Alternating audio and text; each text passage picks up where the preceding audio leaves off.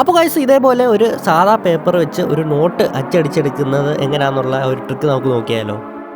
അപ്പോൾ ഗൈസ് നമ്മൾ ആദ്യം തന്നെ ഒരു കാർഡ്ബോർഡ് പീസ് എടുത്തിട്ടുണ്ട്. ഇതിൽ നമ്മൾ 1 ഇഞ്ച് ഇടവിട്ട് കുറച്ച് കട്ട് കൊടുക്കുകയാണ്. എന്നിട്ട് നമ്മൾ ഇതേപോലെ കുറച്ച് പീസുകൾ ഇവിടെ എടുത്തിട്ടുണ്ട്.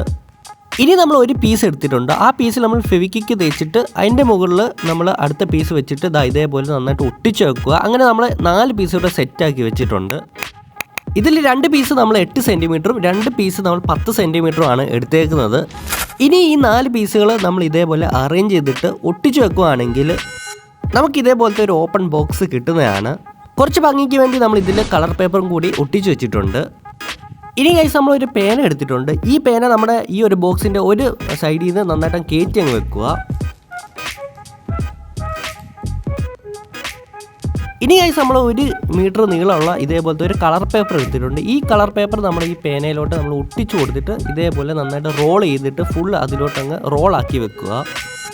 ഇനി നമ്മൾ അടുത്ത പേന എടുത്തിട്ട് അടുത്ത സൈഡിൽ നിന്ന് ഇതേപോലെ കയറ്റി അങ്ങ് വെക്കുക. പേപ്പറിൻ്റെ മറ്റേ എൻഡ് നമ്മൾ ഈ ഒരു പേനയിലോട്ടും കൂടി ഇതേപോലെ ഫെവിക്കോൾ വെച്ചിട്ട് ഒട്ടിച്ചു കൊടുക്കുകയാണ്. ഇനി ഒട്ടിച്ചതിന് ശേഷം നമ്മൾ ആ പേന ഇതേപോലെ കറക്കി നമ്മൾ 2 ഭാഗത്തും ഈക്വൽ റോള് വരുന്ന രീതിയിൽ ആക്കിയെടുക്കുകയാണ്. അപ്പോൾ നമ്മുടെ സാധനം ഇവിടെ സെറ്റ് ആയിട്ടുണ്ട്. ഇനിയാണ് നമ്മുടെ ട്രിക്ക് നമ്മൾ മെയിനായിട്ട് ചെയ്യാൻ പോകുന്നത്. അപ്പോൾ ഈ സംഭവം ചെയ്യാനായിട്ട് നമ്മൾ ഇവിടെ ഒരു നോട്ട് ആദ്യം തന്നെ എടുക്കുക. എന്നിട്ട് നമ്മൾ ഇതേപോലെ കയറ്റി നമ്മൾ റോൾ ചെയ്ത് ഇതിൻ്റെ ഉള്ളിലേക്ക് തന്നെ കയറ്റി അങ്ങ് ആദ്യം വെക്കുകയാണ്.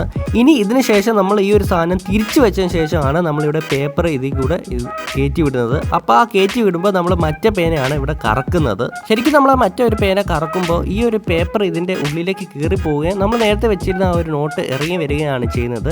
ഈ ഒരു സംഭവം ഈ ഒരു ട്രാൻസിഷൻ ഇതിൻ്റെ അകത്ത് നടക്കുന്നതുകൊണ്ടാണ് നമുക്ക് ആ ഒരു പേപ്പർ തന്നെ അച്ചടിച്ച് ആ ഒരു നോട്ട് അച്ചടിച്ച് വരുന്നതായിട്ട് നമുക്ക് തോന്നുന്നത്.